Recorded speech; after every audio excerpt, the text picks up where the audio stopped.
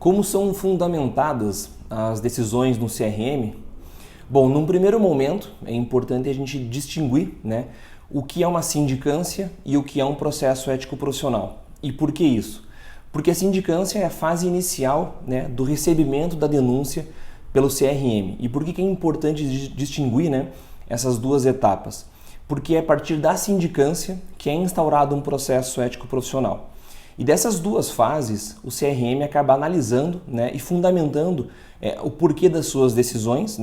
Num primeiro momento, quando há indícios realmente de infração ética profissional, após o recebimento dessa denúncia, é aberta uma sindicância. É claro que não são todos os casos, são casos absurdos que possam chegar ao CRM, assim não vai ser aberta uma sindicância. Mas na grande maioria das vezes, por existir prudência, uma vez que não existem denúncias anônimas, o CRM acaba abrindo uma sindicância para averiguar os fatos que ali chegam até ele. Então, num primeiro momento, na sindicância, as decisões, as fundamentações para a abertura da sindicância acaba sendo um indício de uma infração ética profissional cometida. A abertura de um processo ético profissional é após a apresentação de uma defesa do médico, em que o médico apresenta seus argumentos, os documentos que possam ser pertinentes ao caso, e aí sim, havendo necessidade de uma maior investigação ou que os fatos não ficaram claros, enfim, o CRM acaba instaurando um processo ético profissional. E aí tem todo o trâmite processual com todas as etapas de um processo, conhecidos já pela grande maior parte das pessoas, porque você vai ser ouvido, o médico vai ser ouvido, um depoimento pessoal do médico, primeiro tem a defesa prévia, o médico vai ser ouvido, tem as testemunhas, alegações finais, e aí as alegações finais, após as alegações finais, a possibilidade de sustentação oral na sessão de julgamento. Claro que isso estou resumindo, mas tem outras etapas, documentos a serem apresentados, a possibilidade de recurso, interdição cautelar, enfim, várias possibilidades no meio do processo.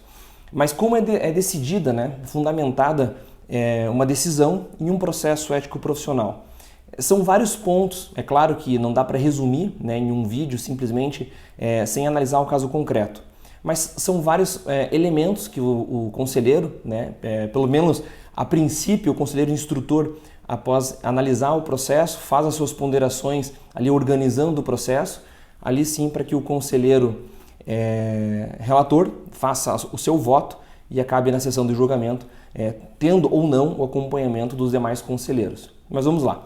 Fundamentação para a instauração do processo ético profissional, a gente sabe que são os elementos apresentados na denúncia, mas no julgamento do processo ético profissional em si, para condenar ou absolver o médico, são levados alguns pontos. O primeiro deles é se existem ou não denúncias anteriores, se já existiram condenações anteriores do médico, se há algum processo ético profissional em trâmite correndo em paralelo a esse existente, se as denúncias já recebidas no CRM por esse médico, muito embora sejam arquivadas, elas são recorrentes, porque muito embora não exista ali comprovação da materialidade, mas há ali uma ponderação com relação aos conselheiros para não julgarem de forma precipitada o médico, mas também tem uma interpretação e um julgamento moral de certa forma para que junto com outros elementos processuais o médico seja condenado. E também absolvido, porque é claro que o médico ele vai ser acompanhado por advogado, da mesma forma que um denunciante pode estar acompanhado também de advogado. Além dessas informações, os documentos constantes no processo ético profissional, a gente não trata aqui simplesmente de problema em procedimento cirúrgico ou um atendimento clínico. Existem várias possibilidades da existência de um processo ético profissional. E aí tem outros relatos de vários colegas advogados que podem trazer essas informações, porque a gente sabe que a quantidade de advogado atuando a partir do paciente é muito maior do que de médico, mas são vários os assuntos. Problemas muitas vezes de plano de saúde, hospital demorando para realizar procedimentos de urgência ou emergência. Enfim, são várias as possibilidades, além, claro, daquelas mais conhecidas como a publicidade médica, como situações enfrentadas em plantões médicos, enfim, são várias as possibilidades.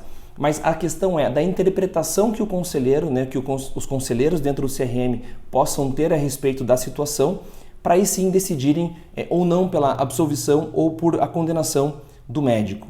Os documentos dentro de um processo ético profissional, é claro que são analisados, né, da mesma forma que o depoimento do próprio médico denunciado, mas principalmente as condutas acerca de todo o trâmite processual que o médico pode ser ou não, né, culpado naquilo que ele está sendo acusado, mas de como ele se comporta diante desse cenário. Então, muitas vezes, por um assunto de comoção pública, né, em que há acusação grave frente ao médico, a gente tem uma interdição cautelar. E normalmente a interdição cautelar ela é também levada em consideração para julgamento final do procedimento, né, do processo ético profissional, porque ele passa, né, ali pela análise do Pleno do Conselho Federal de Medicina e por intermédio, né, dessa decisão, muitas vezes quando há a confirmação da interdição cautelar, o médico normalmente acaba sofrendo ali uma pena, não vou colocar de cassação do exercício profissional logo de imediato, porque existe essa análise dentro do que existe o risco da atividade por uma interdição cautelar, que é a atividade suspensa por 6 meses, renováveis por mais 6 meses. Então, por esse risco, o médico fica afastado. Não é porque ele ficou afastado que já vai ter uma possibilidade, por exemplo, de cassação do exercício profissional, mas isso pode ser considerado como uma pena, né, como um fator agravante para que o médico tenha ali uma condenação pior do que já se esperava se não existisse a interdição cautelar. De qualquer forma, são vários elementos processuais dentro do próprio procedimento administrativo dentro do CRM e que o médico deve ficar atento, né? Além dos documentos, é claro, concernentes a toda a atividade profissional dele. Muito embora existam acusações infundadas, mas é muito importante que exista essa cautela jurídica para que tudo seja analisado, principalmente com os argumentos a serem utilizados em sustentação oral, porque na maioria das vezes é um fator determinante, né? Ou para a absolvição, que é o que se espera na defesa do médico, ou ali, infelizmente, a condenação quando são inconsistentes, né? Ou faltam recursos jurídicos ou argumentos plausíveis para que o médico busque ali se isentar de culpa, né? E da mesma forma se isentar de apresentar ali um recurso, né? Porque muitas vezes o médico, quando é condenado, às vezes satisfaz com aquela pena sofrida, né? Mas na maioria das vezes, na grande maioria das vezes, vale a pena sim recorrer para que ele busque ali a justa, né? E, se possível, absolvição completa.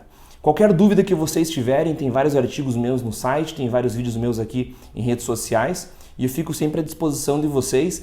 Espero ter esclarecido um pouco dessa situação. É um tema complexo, são vários elementos, né, dentro de um processo ético profissional, além dos documentos, da defesa prévia, da própria acusação, mas eu tento resumir de forma breve, embora seja um pouco complicado resumir isso em um vídeo, mas de certa forma ali eu trago para vocês alguns elementos que trazem, que abarcam esse universo jurídico de um procedimento administrativo de sindicância e processo ético profissional dentro do CRM, tá bom?